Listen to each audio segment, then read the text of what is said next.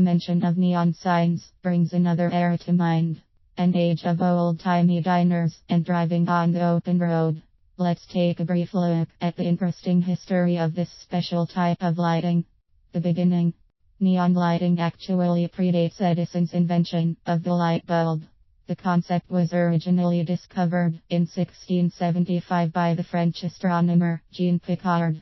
He accidentally shook a tube of compounds he was experimenting with, and a glow he named barometric light occurred due to static electricity.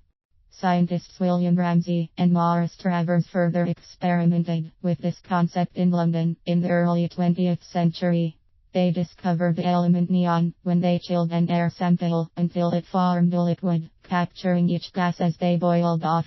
Each gas that they boiled was identified in the order of its abundance in the sample. Once all krypton was removed, a gas that shone a brilliant crimson glow remained. This remaining element's moniker was derived from the Greek word for new. A French engineer named Georges Claude became a true pioneer in the use of neon for signs. He made several discoveries and invented many different ways to revolutionize this dazzling technology. For instance, by applying an electric discharge in a sealed tube, he invented the first ever neon lamp. 8 years later, Claude displayed his gleaming lamp at a show in Paris and sold his first of many neon signs to a Parisian barber in 1912. By 1923, he was selling them all over the United States, including to Packard car dealership in Los Angeles. Coined liquid fire, the gleaming fluid caught on with the American public and soon became a fixture of outdoor advertising.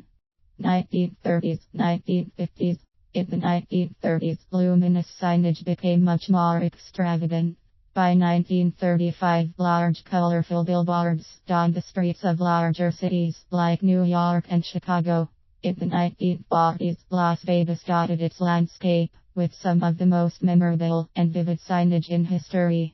Some formed animations and others were used as brilliant architectural accents.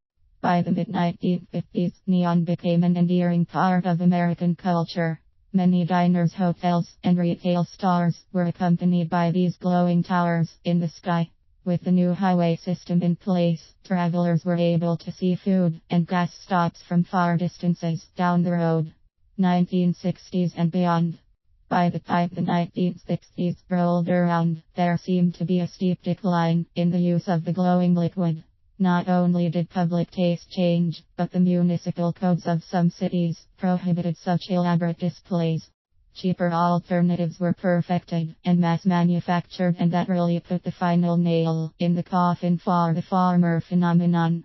However, many museums and those interested in retro signage have preserved many originals. Some of these are from the historic Route 66, while others are from stores and restaurants that are now defunct.